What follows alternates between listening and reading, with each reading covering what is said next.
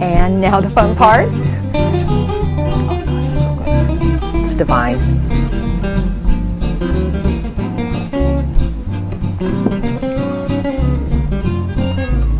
I know I sound silly if I just tell you how good that is. I just think it's fabulous.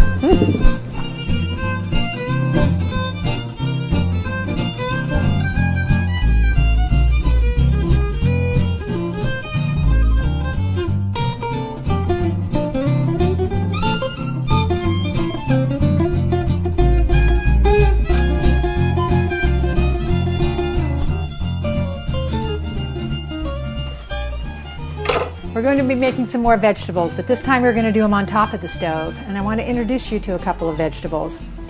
This is chard, Swiss chard. This is the green Swiss chard right here. And you can see it's just green.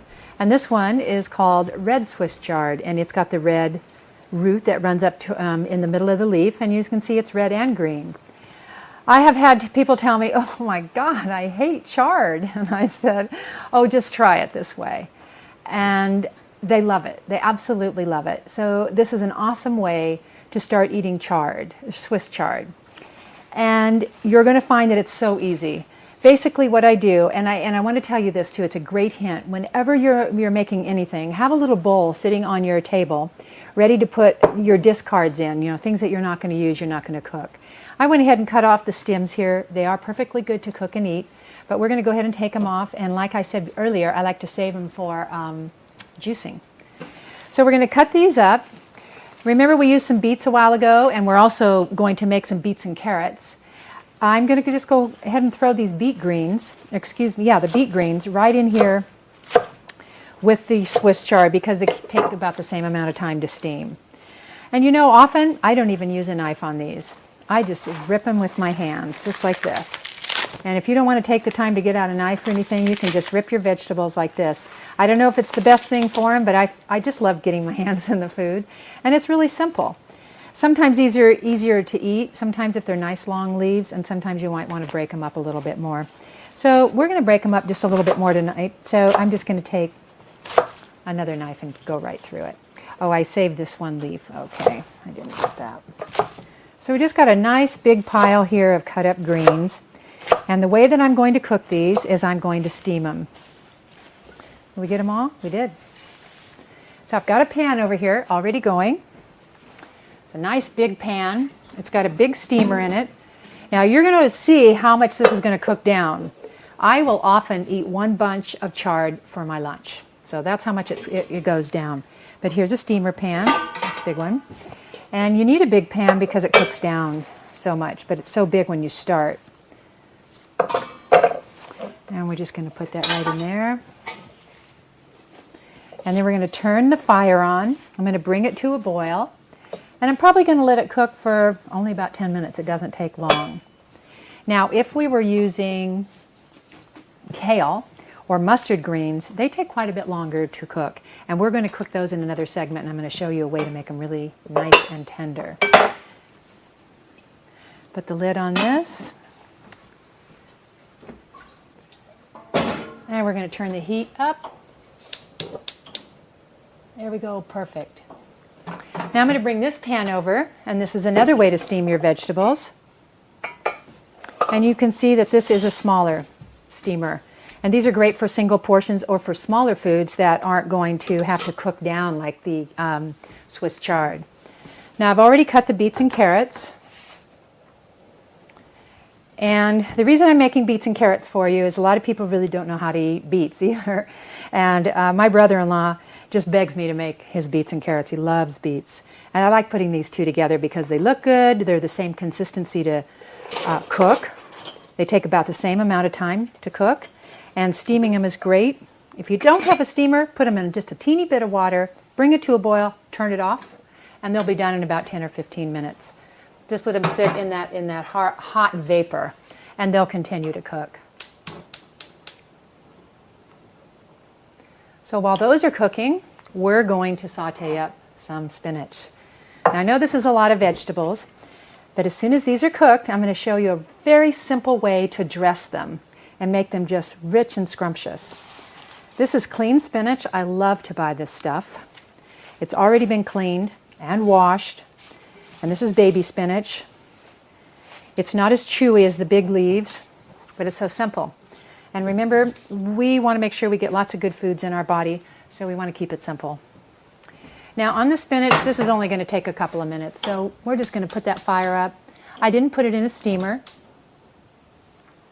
And the reason I didn't put it in a steamer is because I just put it in a little bit of water. It's only going to take a few minutes to cook. And then we'll just take it right off the fire and let it sit, and then we'll dress it. So that's it for our steamed vegetables. And we'll be back to dress them in a while.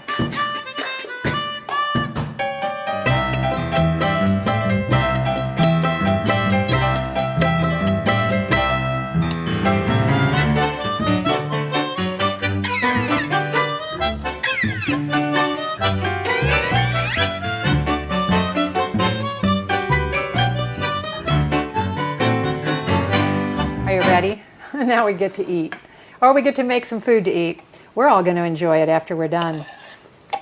Okay, all we did was steam the spinach, right? It just took a few minutes. We turned it down right after it got going. Now I want to tell you something of difference about using a steaming rack and actually just putting a little water in the bottom of the pan. I kind of like the juice myself.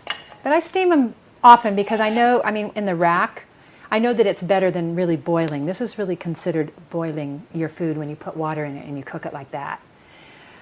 However, steaming them on the steaming rack is the best way to steam your vegetables and get the most nutrients out of them.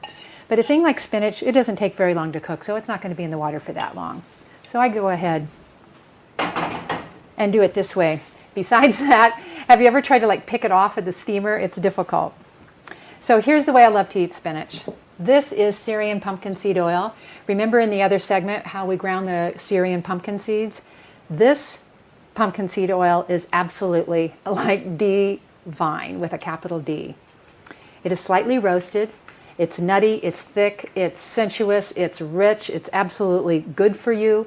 And it will take this spinach, any food you put on it, it will transform it or complement it, one or the other. But you just look at this, and I'm just going to pour this beautiful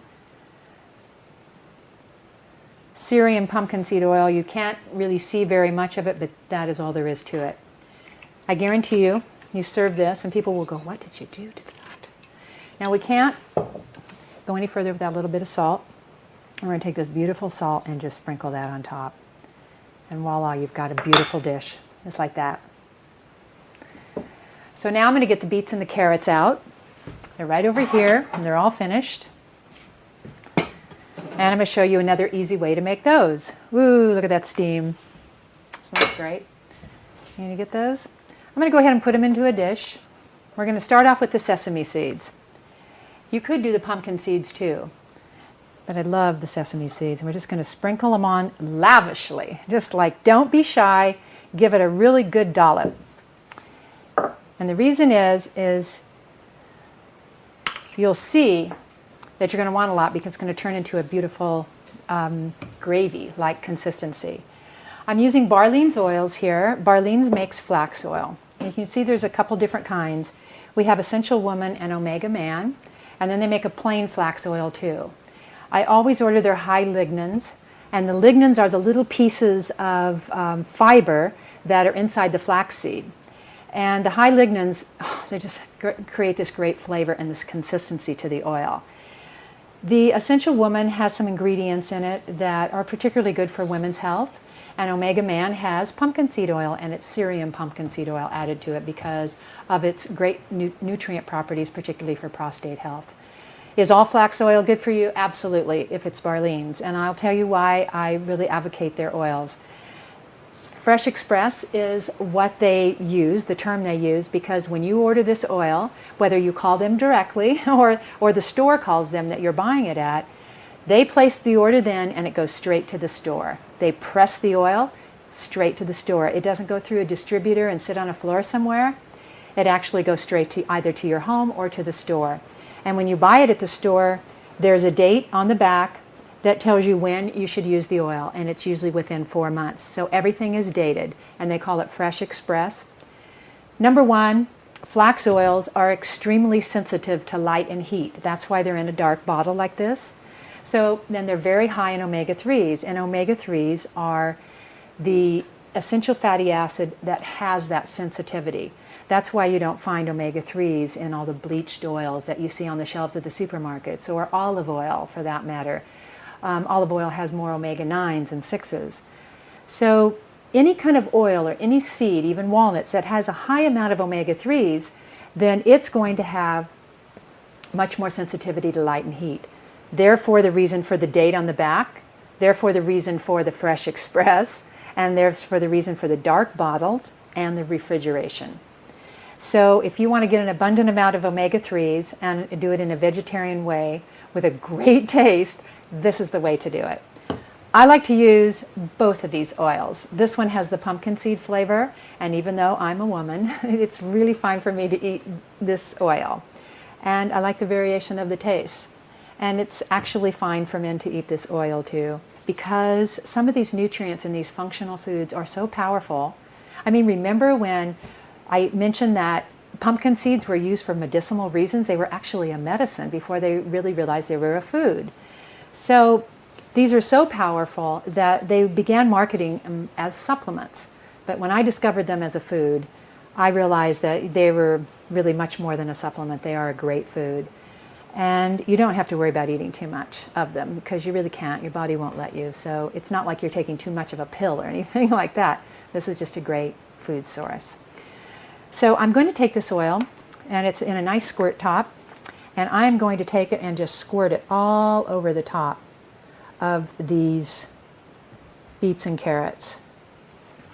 And I like to put at least, in a big dish like this where 2 or 3 people might eat it, you might want 2 or 3 tablespoons. And then, because we like a salty flavor, this is tamari. This is wheat-free, organic of course, and it's low sodium. It's not quite so salty. Tamari is like a soy sauce. It has a yummy flavor. But you want to be careful not to use too much, because if you use too much, it will overpower the dish. You could use namashoyu, you could use soy sauce. There's lots of different things you can use. And you just want to sprinkle that on, but be just a little bit lighter. And there you go. Now, if you want to mush it around, you can. You just take it kind of and just mix it slightly and serve it like it is. And I don't like to toss it, because for some reason I don't know, it just does something to it. But if you just kind of smush it around, the flavors just mold together, and this makes a very rich gravy. So there's another one. And now I'm going to make the Swiss chard. Okay, this is the dish that launched my career in cooking. And I'm going to put it in a glass dish so that you can see what it looks like. This is what I used to take to potlucks all the time. And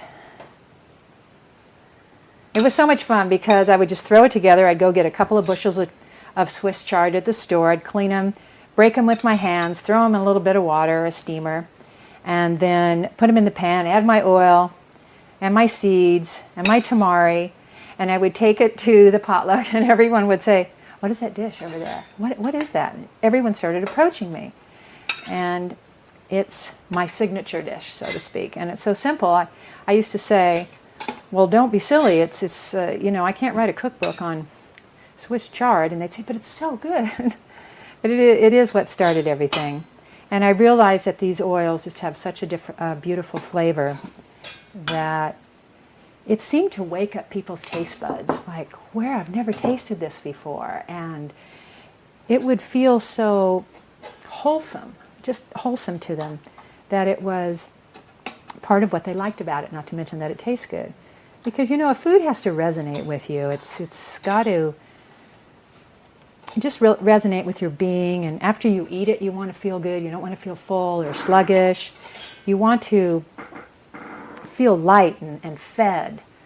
And that's what's wonderful about these oils and all the foods I'm showing you today, because you will not be able to overeat them.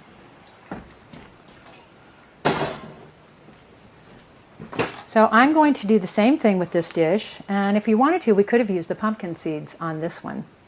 That would have been nice. So on this particular dish, I'm going to use the sesame seeds again, because it's so pretty on the green, and I love the flavors together. You know, I even have a friend that says she'd never eat Swiss chard, and when I told her about this, she said I was actually making her sick. So I said, come home and let me make it for you. And I sauteed a couple of eggs, and we made this for her for breakfast, and she ate every single bit of it and loved it. So in this one, I'm going to use the Omega Man because we're going to get that little pumpkin seed flavor. And again, I'm going to squirt it. And I don't want you to be shy, you know, and don't worry about the fat content. It's not going to be too much fat for you because you're not going to be eating this whole dish. Now, the reason this isn't squirting out is because of the lignans. And the lignans are those fine little pieces I was telling you about, and they've just gotten kind of stuck in there. So I'm just going to open it up. Now, if you're not sure about squirting it, you think you might squirt too much, just go ahead and pour it, take off the top and pour it into a tablespoon and drizzle it on like that. And this one, again, we're going to use a slightly smaller amount of tamari. And the reason is because we're all going to be eating this, and I don't want to have too much tamari flavor. What I'd like to have is a little bit of the Celtic sea salt. So we'll just put a little bit of salt on that. And there you go. And this is a great dish to take to a potluck or to a family gathering or to Thanksgiving dinner or any holiday. So there we have 3 beautiful dishes. And that's it for our simple sauce. In our next segment, we're going to work with coconut oil, and I'm going to make some delicious sauces and dressings that have a little bit more complex recipes. But enjoy. Was that simple or what? Was that easy? Just pour it on and eat.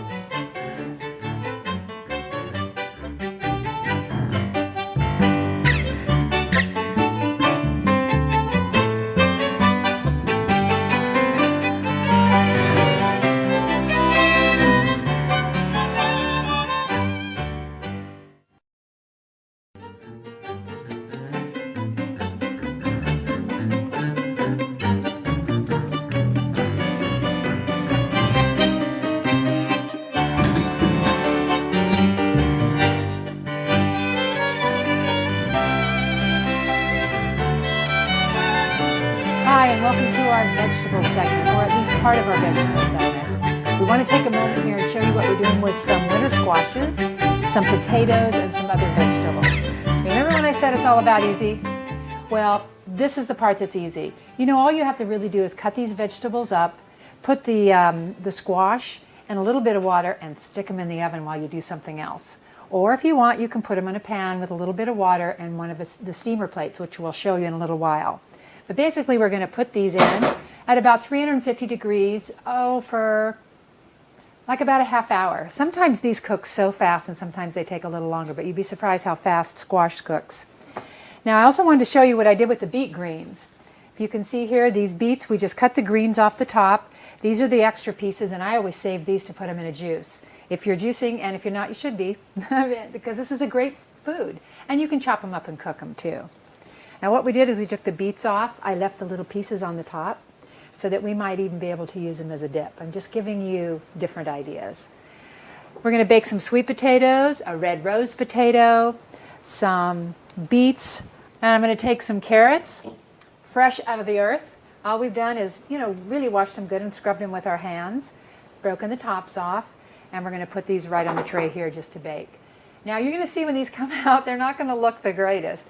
But the point is it's simple, and they're going to cook through, and they're going to be really yummy, especially when you see some of the sauces that we're going to put on them. So that's it for now. I'm going to put these in the oven, and we'll get started on a few other things.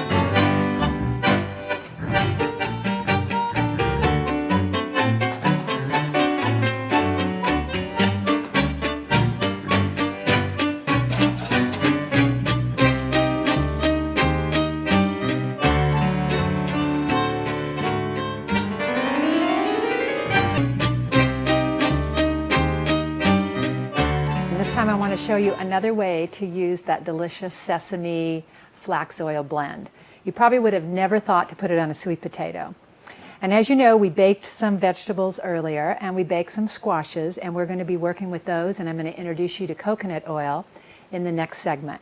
But for now, with this particular sweet potato, or this, I think this is a yam that we put in the oven, this is a jewel for you to try. Now, I know a lot of people love butter on their yams, and if you're going to have butter, then that's a great way to enjoy yams or any kind of potato. But, you know, we can go beyond butter, and we can go beyond olive oil, and that's what's the fun of this, is to try some new nutty flavors. I have made this potato for a few people, and again, I just get that great reaction, and I think it's due to the wonderful ingredients that we're going to put on top of it. And there's something about the way they blend together. I don't know what it is, but it works. So I'm just going to smush it, and you don't have to smush it all down, but I love to smush my potatoes because that's the way I get the best flavor for them. We're going to do the same thing to this food. We're going to take the sesame seeds, and we're going to sprinkle them lavishly on top. Just like that. And then we're going to, this time I'm going to use the high lignin flax oil, just the plain one.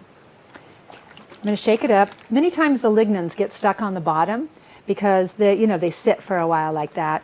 And so you want to shake it quite a bit in order to get the lignans to get loose and so that you can enjoy them on the oil. Now I'm going to squirt this one. I think I better do that. It'd be a little safer, otherwise I'm going to dump this whole bottle in there. There we go.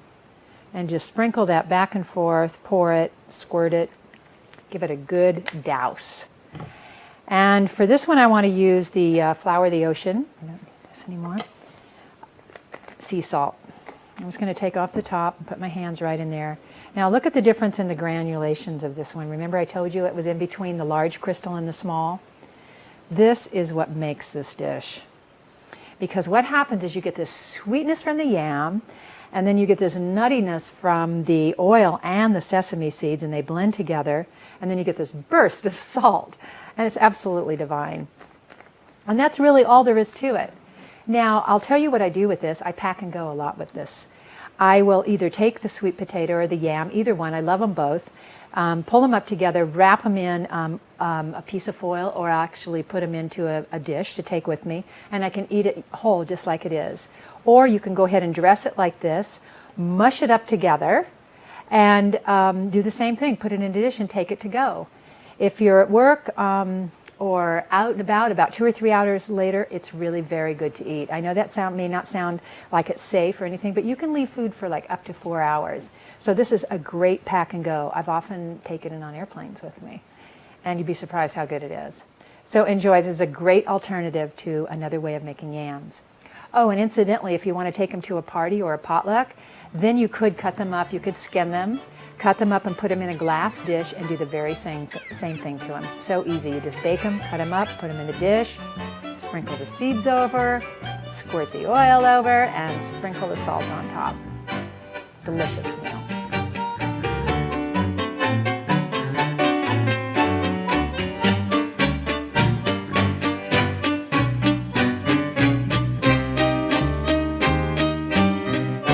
This is going to be a very quick little, more like an idea for you. We wanted to show you how wonderful some of these oils are on top of winter squashes. And I don't know about you, but I'm like gaga over these things. They are so delicious, and particularly, you know, even in Hawaii, where I live, it can get hot, and yet we have beautiful squashes. And so we do have a winter. It's not much of one compared to where we are now in the Northwest, but we definitely have a winter. So every now and then I just crave these kind of foods. And again, you don't have to be complicated about it. It's a wonder I haven't put coconut oil on every single thing we've made, but I wanted to show you that I don't think that there's anything much better than coconut oil on these. I think that we overcooked these a little bit. We baked them in the oven. Very simple. Cut them in half, lay them down in a little bit of water, cover the dish with foil, and put it in the oven and just let it bake itself. You'd think that they might take long like a baked potato. They actually take quite a bit less time. And you can also steam them in a pot as well, which we're going to do. We have some leftover vegetables, and we have, a little bit more squash, and we're going to blend it up in a soup after we just show you this. So because this is kind of well done, often I just take the squash itself and smush it like a baked potato or smush it like a yam, and I'll put the coconut oil on it, the great sea salt, and that's it. I mean, that's it. You won't believe how good it is. But because these are kind of already smushy. We're going to go ahead and make a full dish out of it. Now you can add a lot of herbs to this if you want. Curry would be great, maybe some cumin. But we're just going to put it together like this with some coconut oil. And we took the coconut oil because, you know, we're up in the Northwest here. It's been quite cold, and the coconut oil's been hard. So we just barely turned on the pan just to warm it. That's all we had to do, and this coconut oil melted instantly.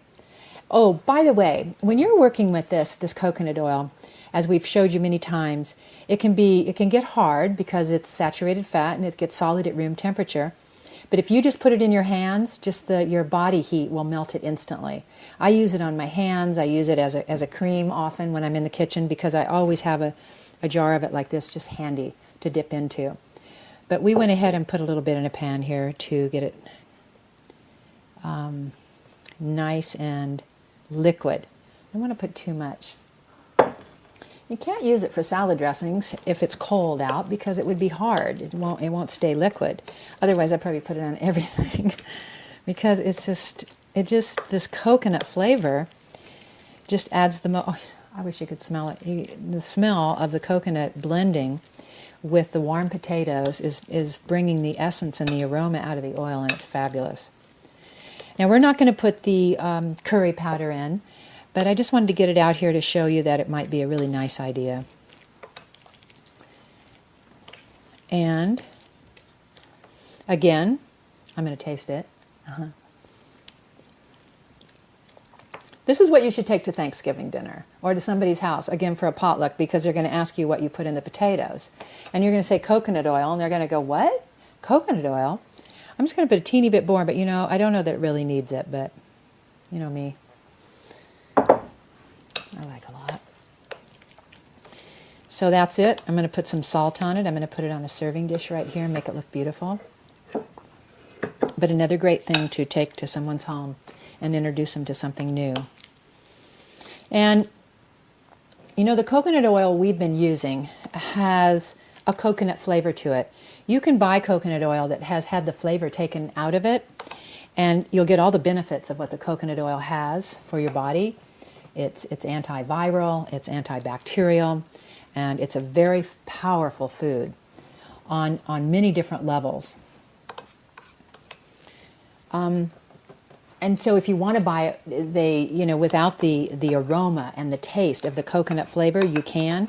I personally don't, because I love the flavor, and it isn't too coconutty for me. It actually translates into a fabulous food. It just seems to complement so many things. And that's what I'm wanting to show you here, some of the things that it's fabulous on. So I'm just going to put these back out of the way. I'll wipe my hands. You think we should put some maple sugar on it? I can't seem to help myself. Just a little. Now, if you wanted to, ahead of time, you could actually mix the coconut oil with a little honey or something sweet if you wanted. These things are really sweet already. But I'm just going to put just a little on the top because you'll get a bite in that little burst of that mapley flavor. Not much, just a little. And what would it be without the great salt? And this is the way I love to use this salt. I don't cook with the salt. Again, we use it on top. It's a la salt. You could put some mineral mixture on this. I don't think I'm going to because I think this just tastes so good, just like it is. There you go. Try this. You'll enjoy it.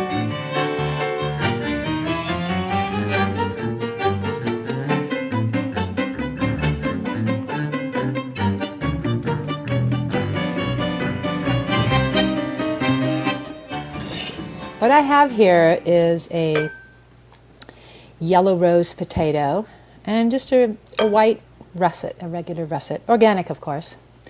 And I'm just cutting it up in some small pieces. When I get the hankering for a potato, this is often the way I make it. And I'm just showing you another variation. It's an a la oils kind of technique. It's about putting the oil on afterwards. These are great with butter, and you know we have some of that wonderful butter too from organic pastures, and everybody loves butter on potatoes.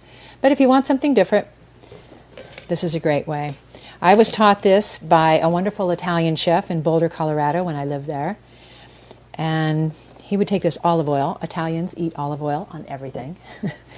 And so they would take a huge pot of roasted potatoes and then just toss them and toss them and toss them in olive oil.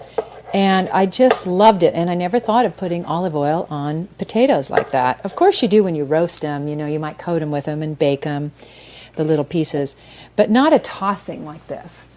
So then I was telling you about this Ayurvedic doctor that I met, and he made potatoes one night. We didn't have anything to eat at home, and so he rustled up some potatoes, he boiled it, and then we did the olive oil thing, and then he said you should have something kind of stringent in it.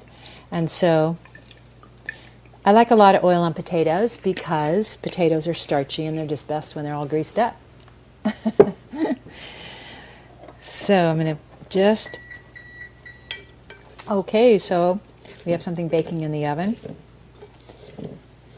Now if you just continue to toss these and you only put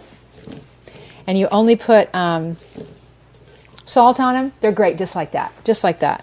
But if you have an herb on hand, whether it's basil or cilantro or parsley, sprinkle that in there too because that'll give you that extra little bite. Now I happen to love the parsley on the potatoes, so I'm just going to sprinkle those in there like that. This would be great with the mineral mixture because that will give you a great salty version.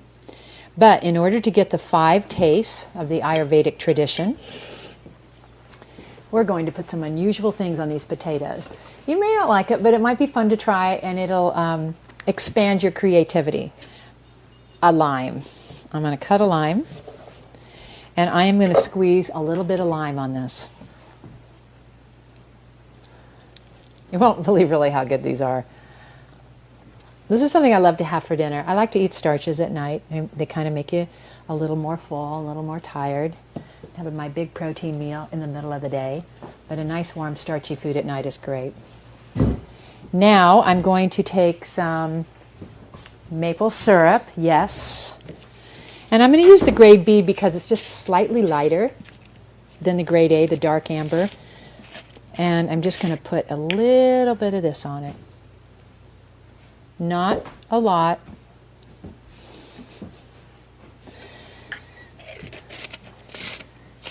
Of course, some salt when we finish. Now, can you believe all those flavors just on a potato? This is what just makes something so wonderful and delicious and different, and I want you to try it. Just try it. I'm going to put it in this bowl to serve it.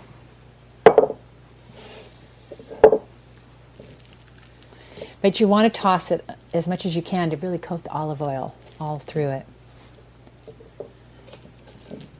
You can garnish it with some parsley, pile it high.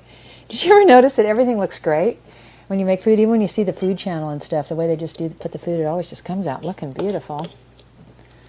So there you go. There's a great way. You know, you're hungry, you don't know what there is to eat. There happens to be a potato in the fridge, and maybe there's a little herbs, and you usually always have olive oil on hand, and there you go. It's kind of messy, but that's the fun of being in the kitchen. Now, the next thing I'm going to make, I forgot something, salt.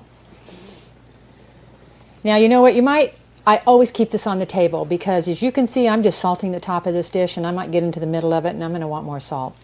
So go ahead and always keep it around. The mineral mixture might be great on this too. I'll just put a little bit on there. There you go. Now, again, I want to show you another idea of how to use the pumpkin seed oil. Let's see, we made a couple of sauces on it. We made some eggs with it, some pumpkin seed eggs Benedict. And now we have some leftover vegetables, and I wanted to show you just how to make a quick and easy blended soup. Because this pumpkin seed oil just garnishes any soup. If you want to do a sweet potato or a winter squash soup, just sprinkle a little bit of this on top and it will like transform it. It's fabulous. But what we have here in the blender is a little bit of broccoli and some chard, some Swiss chard that we had left over. We steamed up a little bit of some winter squash, and I've got some carrots in here, and I'm going to put them in. You can see all of these. We just have little pieces of them. We just chunked them up. We had one left, so we just threw everything in the steamer. And you know, some things are going to be better than others, and you can certainly follow recipes, and you're going to make a fabulous soup. But I'm just showing you how easy it is, and don't stop to think, oh, I just don't have all the ingredients, or I don't have time. Because if you have any vegetables left over at all, you can throw them in the blender. They're going to be yummy. They might not be great combination, but if you put the pumpkin seed oil on it, it'll be a great combination. So this is the broth. You want to keep the broth from when you do the steaming. We're going to pour that in, and we'll see how much I have to add here while we blend it. I'm going to probably need to poke around in this a bit, and it might need a little more liquid.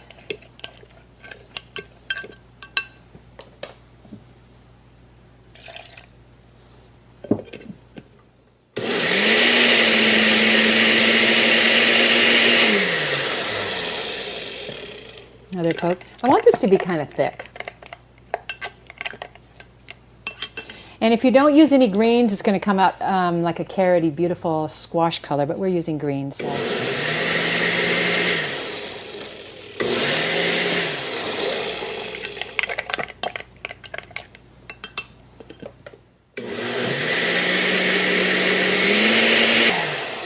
It does look like split pea soup. I wonder what it tastes like.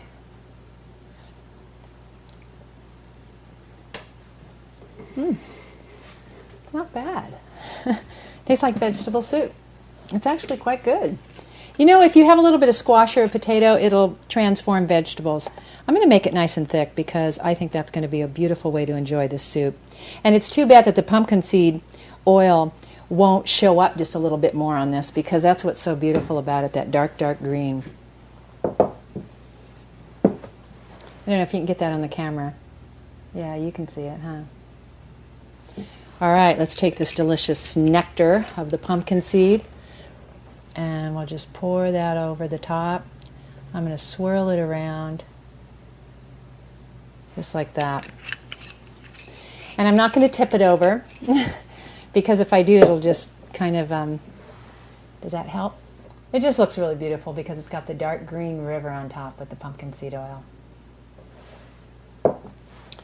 This definitely needs some salt.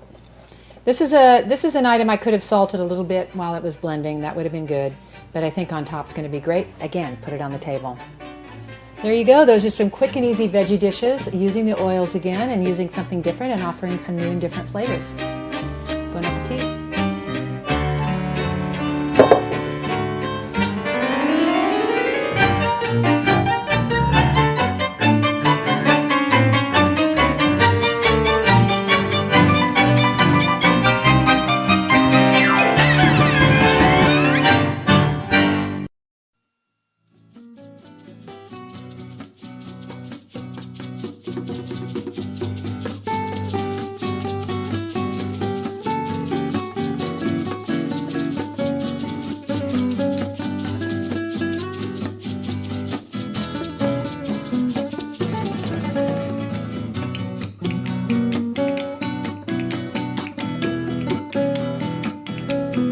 Welcome to my sauce segment. This is another one of the areas that started off my career making good food and using essential fatty acids and great flax oils to make rich and delicious sauces and dressings. So we're going to start out with what we call the golden elixir. It is my favorite dressing. It's everybody's favorite dressing. They tell me that when they first try it, that they want to drink it. They love it so much. So we're going to start out by juicing a whole lemon, and that's what the recipe calls for, the juice of a whole lemon. Now, so far, you have seen me prepare vegetables, if you've watched those segments before this one, where we've just taken the oils and some seeds and we've made a sauce instantly, right there as we had the cooked vegetables in front of us. Then this one we're going to use a little bit more ingredients. We're going to blend them in the blender. I think that's what makes them very, very simple.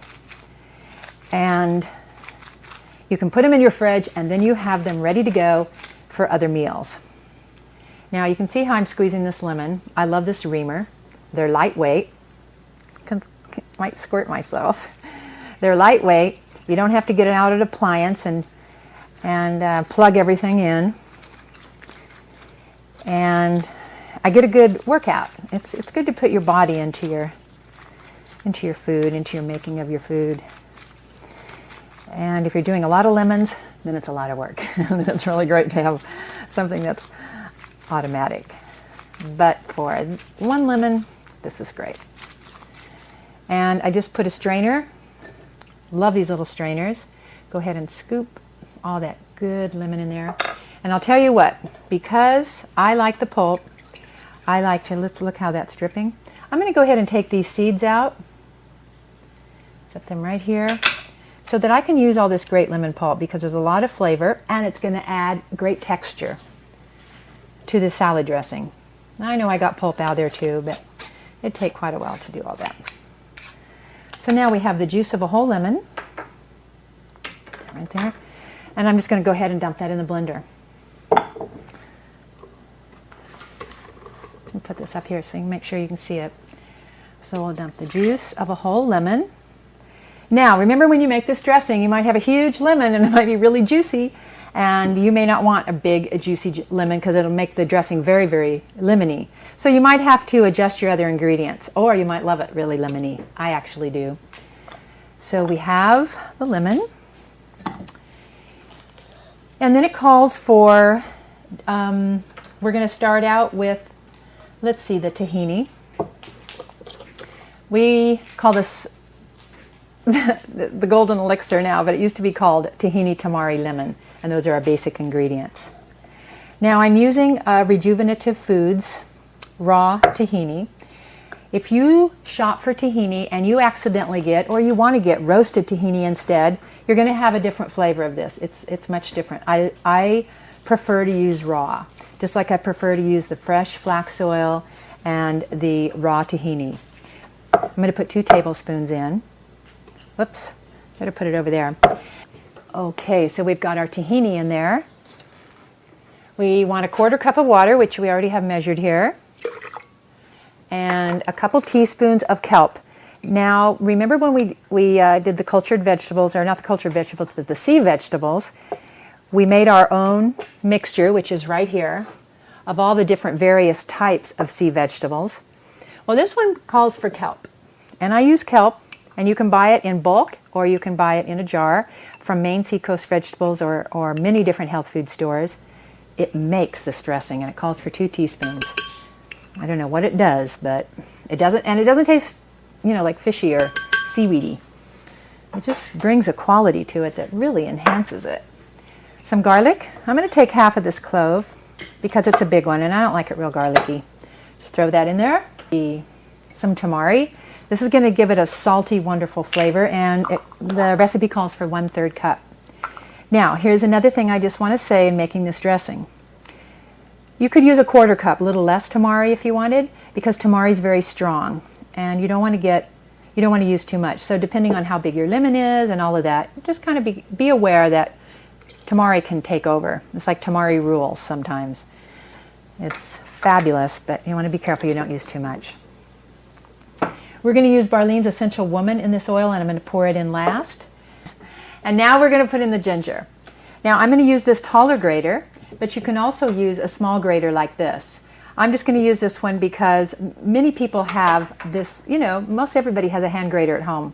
I love them. I use them for so much, for grating carrots, for grating beets, and for grating ginger. Now, you can see here the small little grate, which is very much like the little grate here. That's what you want to use. That's the one. Now, you could use powdered. I don't measure this, I just do a pile. Now that's quite a bit. Now I reach under here and you grab this delicious juice. See that nice big pile of mushy, mushy ginger? So I just grab it up like this, and I'm going to take it up to the blender and just squeeze it. And look at all that great juice you get out of that.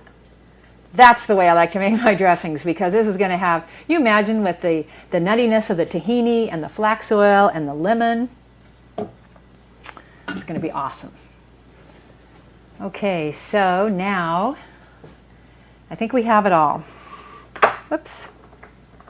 Now, if you didn't have kelp, you could definitely use our mineral mixture that we made. It'll give you the great, same idea. Lid. And I'm going to pour the oil in. I'm going to mix this up a little bit.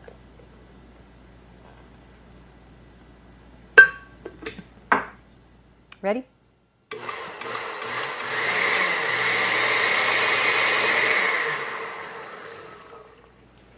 I wanted to remind you that the tamari also has quite a salty flavor, so you usually don't need to add any salt, but you know me, I probably always will. So I'm going to taste it. I absolutely recommend that you taste everything before you serve it.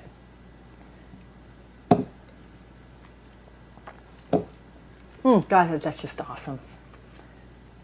I don't know how to describe this dressing. It's like this sour with the lemon and this salty and rich, and it's just great. That's it for the dressing. Now let's talk about storing it. Remember I told you to keep these in a dark bottle and in the fridge? Well, chances are if you were to pour this in a glass bottle and put it in your fridge, you're probably going to drink it before it has any time at all to go rancid or spoil in any way. This dressing keeps for quite a while. But if you wanted to, you could recycle your bottles. Like when I'm done with my Barlean's oils, I rinse them out and get them all clean, and then I dry them, and then I store my bottles in them, and I put my own labels on it to remind me what I made, because we're going to make a couple more dressings, and that way you can have them stored in dark bottles. And incidentally, this is a plastic that's recyclable and it does not leach in any way. So we're going to go ahead and pour it for now in this pitcher, because we're going to be serving it up and enjoying it.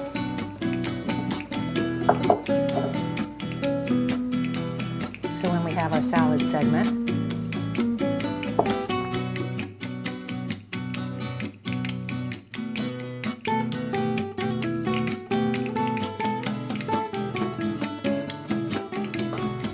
have you guys been noticing these great bamboo cutting boards? Look at this thing. They call this the Big Kahuna. And you know why? Because it's big, and I want to tell you it's heavy too. Just carry it around, you get your workout during the day. I'm not kidding you, it's heavy. But this is all laminated with an adhesive that does not have any formaldehyde, and they're easy to keep clean. You just use a mild detergent on them, they don't stain, and they are fabulous to work on, and they are so beautiful. And the dishes, I'm sure you've seen them, we've been talking about them throughout the series, but I want to tell you, I'm in love with these things, so I want to keep talking about them. They're just beautiful, and they're so natural. So this sauce is called the Sensual Savory Sauce. And there's various ways you can make it. It's got a lot of different ingredients, but they all add up to sensual savory sauce. And we're going to make it kind of spicy and garlicky. We're going to put some chili powder in it. You don't need to use the garlic or the chili powder. You could make it without those two things. But if you make it with them, then you've got like a little spicy sauce that we can put on vegetables or quinoa or chickpeas or lentils or anything that you cook up. And that's what's great about having these sauces. So I'm going to start with some garlic. It calls for a half a cup of water. Go ahead and put that in. And of course we've measured everything out, almost everything, which is called mise en place. And I don't know if you know what that means, but it means that everything's in its place. And it's a French term. So that means that you put everything in your place before you start cooking. And when I became a professional chef, I learned to mise en place, and I wish I would have learned it a long time ago. If you get everything out first, all your ingredients, and then you measure them as you go, or you go ahead and get them out and measure them, and you have them all sitting in one place like cooking shows do, it will change your life. I guarantee you, it's so much easier in the kitchen than getting started and then needing an ingredient, having to go wash your hands. It's so much easier to be prepared. And so I share that with you. It's called mise en place. So we've started with the water and the garlic. It calls for a tablespoon and a half of lemon. There we go. Which was about a half a lemon, incidentally. 1/8 teaspoon, 1/8 cup, excuse me, of brewer's yeast. And we're going to put some spices in here, this is oregano and basil are what we're going to use. And this is dried oregano. Of course, you can always use fresh. And this is from my Aunt Mary Ann's garden. And she dried them herself. I mentioned to you, I'm up in the great Northwest. It's been raining for 5 days, and it stopped today. Lucky us. For a while, anyway. So here's this is the basil. And the seasoning that we're going to use, the salty flavor, we're going to use Bragg's Liquid Aminos. This is a vegetable, an all-purpose seasoning. It has a very salty flavor, quite a yummy flavor, like a vegetable broth enhanced, like, you know, it's strong. And it comes in a really cute little bottle that's a squirt bottle too, if you just want to just barely put it on top of cooked vegetables. But we've already got this measured out, and it calls for a whole quarter cup. Now what's unique about this sauce, let me put the tamari in first. We're going to use a tablespoon and a half of tamari. Again, I like to use the low sodium, so it's not so salty. And I think you still get the great taste of tamari. I prefer tamari over soy sauce. It calls for a teaspoon and a half. We're going to use the flax oil, the high lignin, Barlean's flax oil. And I put the garlic in. I'm going to put about, I better watch it, this stuff makes me sneeze sometimes. This is chili powder. Look how nice and beautiful and dark that is. I'm going to put about a teaspoon and a half, and then I'm going to taste it, and I might put in more. All your seasonings are different, and you want, when you're using something like curry or any kind of a peppery or you know, strong spicy flavor, if they've gone rancid or they've gotten old, they're not going to have the same flavor. So that's why you often want to check them, or you want to taste what you do first, because a recipe is only a guideline. Everything always changes, the size of your lemons, there's different tastes. So you always want to taste it before you serve it. So I'm going to put in the oil, I'm going to slightly mix it, and then we're going to put in a whole block of tofu.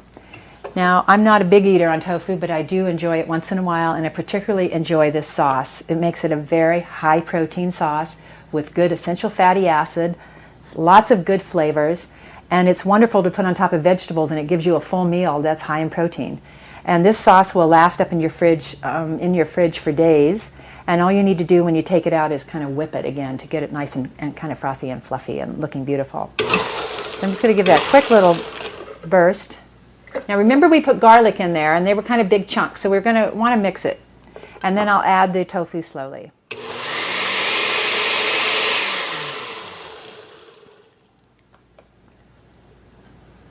I'm just going to squish it with my hands. Just like this. Now if you wanted to use just a half of a block of tofu, you could use that too, and incidentally it calls for extra firm. So it's extra firm tofu. Sometimes I only use a half a block. I don't want it quite so, you know, intense or dense, thick.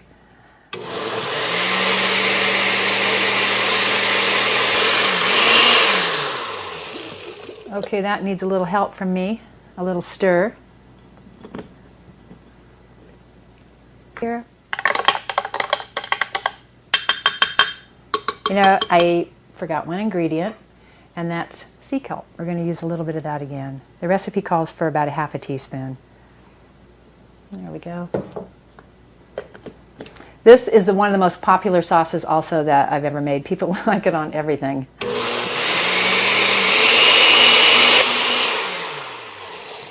You know, I kind of like the consistency. I don't think I'm going to put the rest of the tofu in. I like it just the way it is. So let me get, I'm going to use this glass right here so that you can see it. So you can see the color of it and everything through this glass. And just pour it in there. Isn't that beautiful?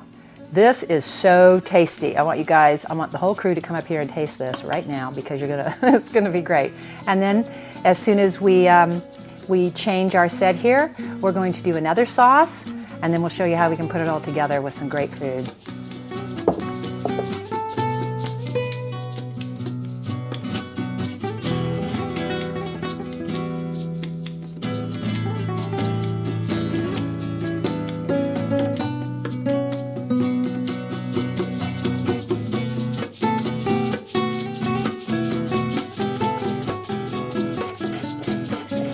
Welcome back to the sauce kitchen. We're going to make one more sauce.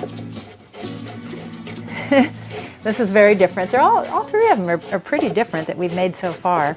This one is called Thai Bliss. And I call it that because it's pretty blissful, and it has a lot of ingredients that kind of have a Thai flavor. Instead of using peanut butter, I use almond butter. So I'm going to put a little ginger in, as you can see. I'm grating it like I did before. Always use the small one because that's where you're going to get it to be juicy. Same thing if you want to grate some carrots and you want them to be kind of juicy. That's the best way to release the juice, and they're a lot easier to chew. So I'll start with the ginger. Let's see, I'm going to use just a little bit more ginger. Because it's a Thai dish, got to have a lot of ginger.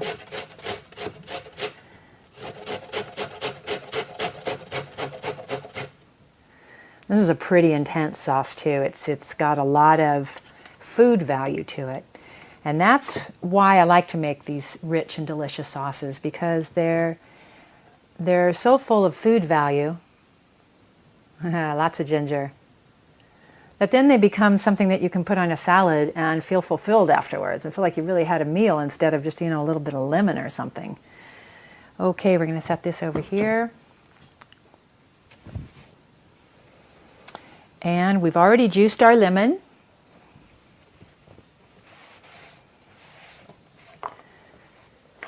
We've got that right here, and we had the juice of a whole lemon. And then I'm going to use this for my compost container afterwards. All right, this has lots of ingredients, but they all play a little unique part. Many times it's wonderful to have a sweet flavor and then a sour flavor and then a tart and an herbal, and put all those flavors together. Okay, we're going to, let's start out with the nut butter. This is a half a cup of almond butter, and again I used the raw almond butter, and it's all nutty. Look at that. So you can imagine this is a whole half a cup. That's a lot of almond butter. So it's going to be a very rich sauce, very creamy, with a lot of zang to it. Okay. We've got the nut butter, and then we're going to use, this is a third of a cup of flax oil. Now if you didn't have flax oil and you wanted to use olive oil, that would be fabulous too. You can never go wrong with olive oil. It's great, but you might as well be getting your essential fatty acids. And this offers a great flavor, a dimension of flavor of the flaxseed. Okay, this is 1/8 cup of tamari, and you can use namashoyo or any kind of a salty kind of flavoring. This is balsamic vinegar. We're using Newman's here because it's organic. And I like to use things that, products that are very easy to find. So we're going to use 1/8 cup of balsamic. You might want to add a little extra balsamic too if you feel a need for it.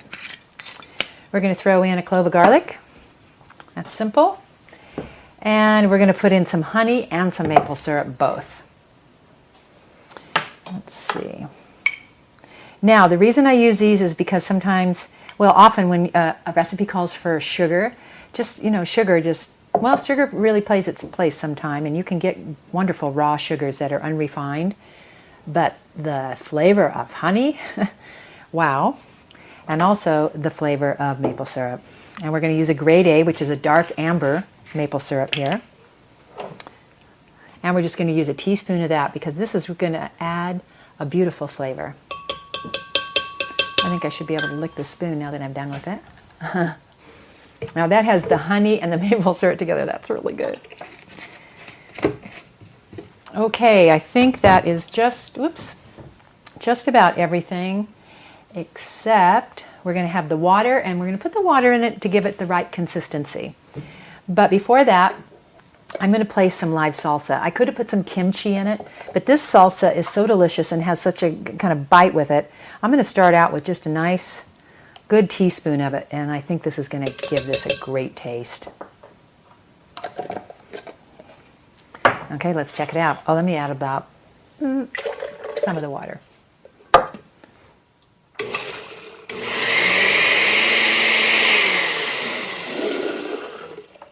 Okay, let's taste it. That's the big test.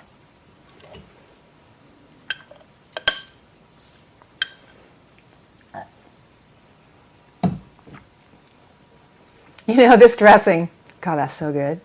It comes out absolutely different every time. I'm not kidding you. And that's the fun part of making these.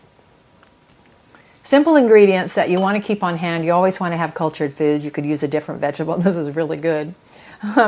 The almond butter is fantastic because it's alive. This is live. You've got great essential fatty acids.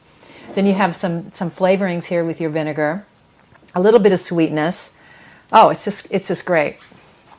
So there we go. This is going to be a great dressing on a salad. Absolutely wonderful. Just some variety of greens. Okay, I'm going to pour this into a container and we'll be back soon. Whoa, that is rich. You like it?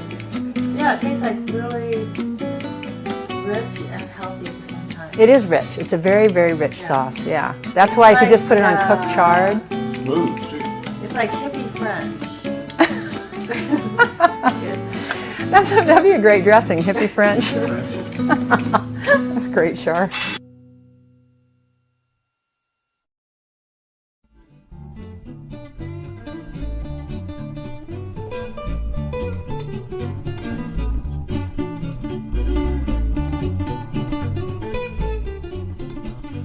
Hi, I'm Susan Campbell, author of Essential Cuisine. I want to thank all of the companies that contributed to this project for the products that they make of outstanding quality and integrity and absolutely great taste. I use them in this series because I use them all personally, and I have found that they are worthy of education. They in no way participated in the funding of the series. They were all here by invitation only. And I also want to thank all of the wonderful people who contributed. It was out of their enthusiasm and appreciation for the message that they joined in to make this series come to you. Enjoy.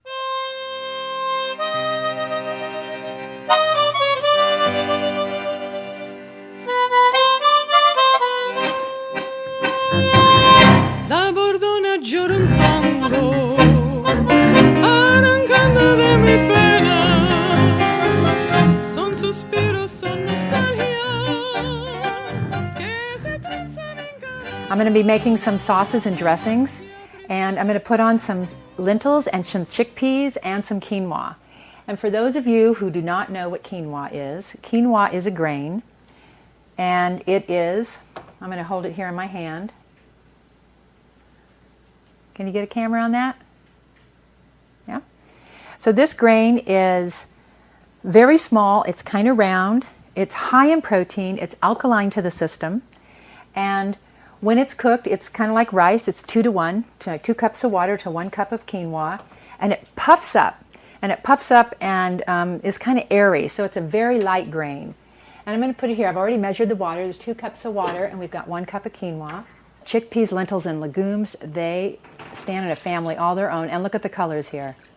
These colors are just gorgeous. Now, I'm getting them all over the place. We soaked these lentils. They don't have to soak for so long. They actually only need to soak for about an hour. They're very tiny, really tiny lentils. What I want to say about these lentils also is that they don't take very long to cook at all. The garbanzo beans, chickpeas, they're going to take at least 45 minutes or so to get a nice tender one. You can't eat them sooner, of course, but I like them really tender. And they sometimes digest a little bit easier. The lentils, however, they cook quite rapidly. So we're just going to let these come to a boil, and then we're going to turn them down, let them simmer for a while. And I might add a couple of things to the lentils, just to show you how easy it is. Like we might put some coconut cream in it, and maybe a little bit of curry powder. Maybe we'll throw in some garlic, and you'll just have an instant soup, like an instant curry soup. This only takes about 10 to 15 minutes to make quinoa. That is one of the things that's so cool about it. This is a grain that's high in protein, and it is alkaline, which is very good for you. Always to keep alkaline food so you don't get acidic. Yeah, the coconut cream concentrate will be like putting, you know, like a whole glass of pure coconut milk. But coconut milk does not have all of the fiber and the coconut meat in it. It only is just coconut milk, and it's made from a process, and it's, you know, pasteurized, and it's really less than excellent. What we're going to use is excellent, but we'll show you that a little bit later, because I like to put it in right at the end, because remember what it is? It's raw, and we want to keep it as alive as possible.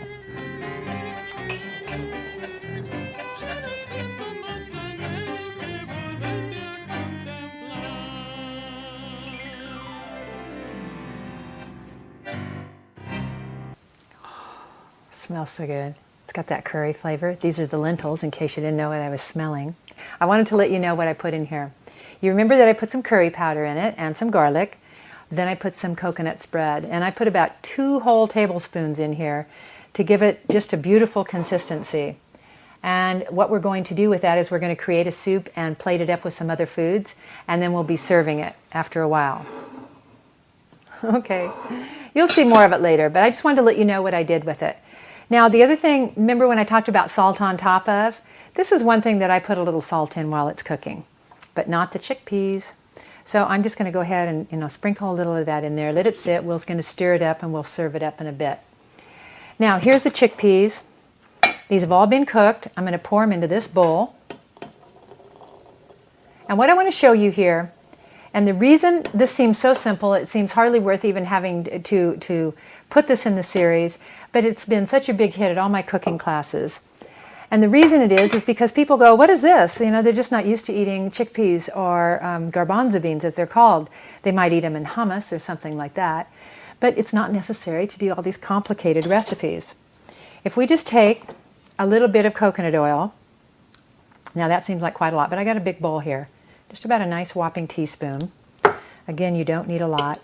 And I'm just going to just stir this up, let it melt, stir it around, and salt and pepper, and you are ready to go. I have served this at so many of my cooking classes, and I make an hors d'oeuvre out of it, and people say, what is this? What am I eating?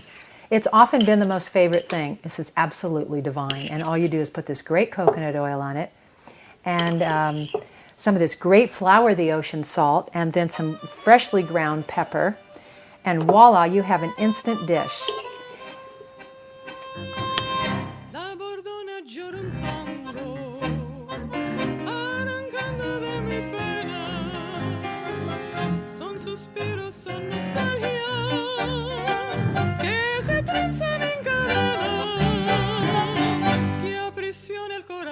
I want to show you how I can put these foods together. Remember, they're just simple foods like chickpeas and, you know, quinoa and steamed vegetables, some lentils that were so simple to cook, and some salads, and then these great sauces that you can keep in your fridge at all times. So then you think, oh, I'm in the mood for chickpeas or something like that today. You can just cook them up, maybe a little quinoa, always have some greens on hand, and you got a quick and delicious and easy meal. Let's see, we opened this Robin Vale wine from Australia. Again, this was imported by Organic Vintners, and this is a blend of Shiraz, Cabernet Sauvignon, and Merlot. It's an oakless, dry, fruity blend of all these varietals. And what's great about this, it's made with all organically grown grapes. It's always a mouthful. It's a beautiful wine. You know, something that if you can check out Organic Vintners' website, you will find that these wines are very affordable. All of them are under $20. Many of them are around the $10 to $13 range, so you get a great bargain. I'm just going to let this breathe a little bit, then I'm going to taste it. So, what do we have here? I'm going to put my dressings over here to the side. Now, let's start with this one. This is the chickpeas. And remember, we put the coconut oil on them. We've got just plain old quinoa. It was not cooked with salt. And then we have some cauliflower, little carrots, and a piece of a potato here. So the first thing I like to do is, let's put a sauce on this. I think we're going to take the savory sauce, and I'm going to spoon it just so, well, let me try and pour it. I just don't want to pour too much. But this sauce, remember, this is the one that's made with the tofu. It's quite rich. So we're going to take it just across the vegetables, not too much of it. And I'm not going to put it on the chickpeas because we already put coconut oil on them. And we don't want the sauce to take over from the entire meal. You want something that stands on its own a little bit. Now, remember the mineral mixture we made? This is where you want to use it, on your salads, on your meals. And I personally would just sprinkle a ton of that all over the place because I love it. It makes a wonderful salty flavor. We might still want to add a little bit of salt because remember we didn't add any salt, particularly on the chickpeas. You've already got a salt in the dressing, so particularly on the chickpeas. But this is how you make your meal. This is when you add these condiments. This is what makes it so good. And I'm also going to put one of the cultured vegetables on it. I'm going to try this new sauerkraut. You know what, this one's not open, so I'm going to save that for a second. And I'm going to put, this is the kimchi, this is the sea vegetable combination.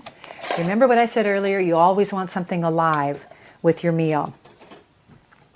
So let's put some of this wonderful kimchi. If you want a lot, go for it. Even if you have a teaspoon, it'll make a huge difference because it has a wonderful digestive benefit.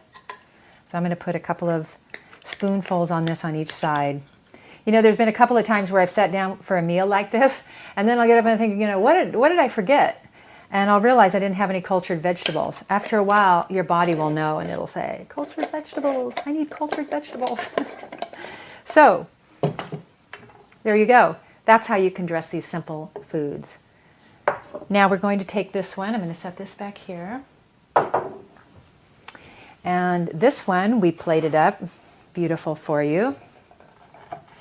So you can see. I know you probably can't see inside the bowl, but it's the lentils. It's this beautiful soup, and if I tip it, it'll probably spill, but you can see it a little bit.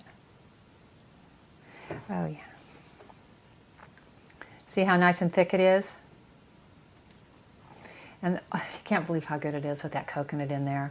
I mean, it really doesn't need anything. Remember, I put a little bit of salt. I'm going to use the lemon dressing for this one because I think it will complement this very well. And we're just going to sprinkle that dressing on there, and that's all that's going to need. We're going to take a little bit of our mineral mixture. Can't forget that. We'll sprinkle that on both of these. And we're going to take a little bit of salt on our vegetables. And, whoops.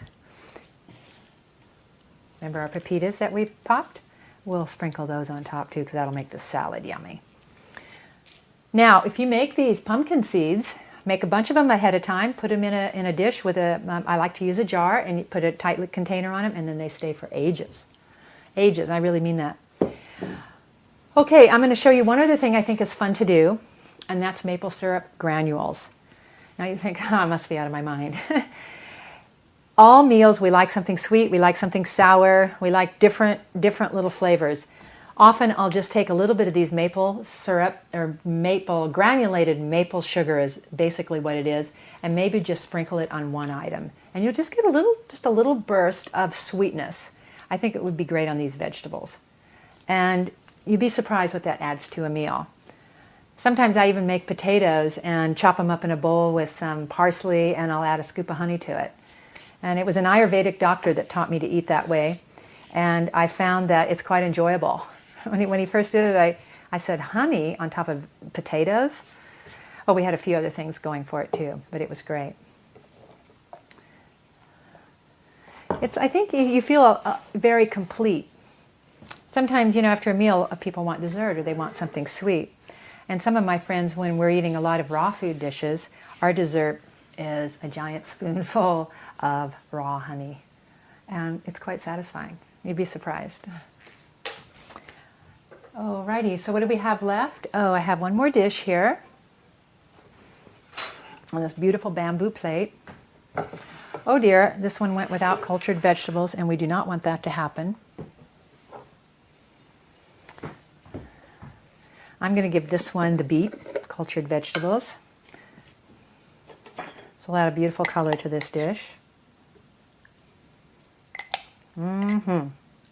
Because this is a little smaller dish, I just have the kale that we steamed with the coconut oil, remember on that? And then here's the quinoa, which is plain, absolutely nothing on it. If I weren't putting a sauce on this and I didn't have any sauces made, I would pour a little flax oil on it, or a little coconut oil, or a little olive oil. Put a little salt, a little mineral mixture, and you're ready to go.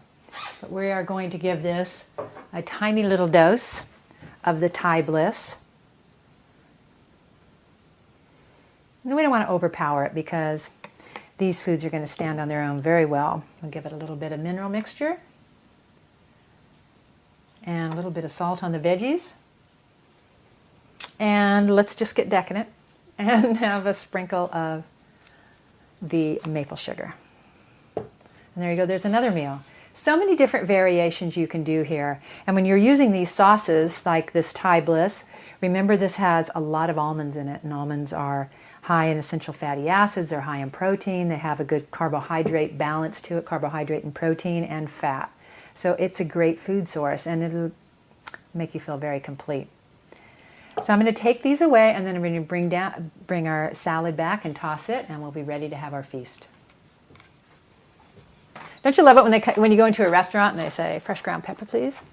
I always go, yes, I'll take a lot. Now look at the different flavors we use there, and these are just what I call condiments. Okay, here's our beautiful salad. This has got greens from Earthbound Farms. They're in Northern California, and they're the ones that make the wonderful greens that are all washed and bagged for you, and they stay fresh for so long. We've got arugula in here and mixed baby greens. And we took a vote tonight, and everybody decided that they wanted Thai Bliss on the salad, so that's what we're going to use. And I'm just going to pour this beautiful dressing all over the top here. Incidentally, I'm just going to put it right in the middle. Oh, let's just put it all over the place. These salad mixers are also bamboo. And we're just going to bring those out like that. We're going to put lots of pumpkin seeds on it. Lots of them. Incidentally, these pumpkin seeds are great with the lemon dressing. They're great with everything. They're great if you're just sitting there nibbling on your own. Mineral mixture, lots. And there you go, you just have a beautiful salad. And you know, if you want extra salt, always put a little bowl of salt on your table because some people like more. And don't be afraid of it, enjoy it. Bon appetit.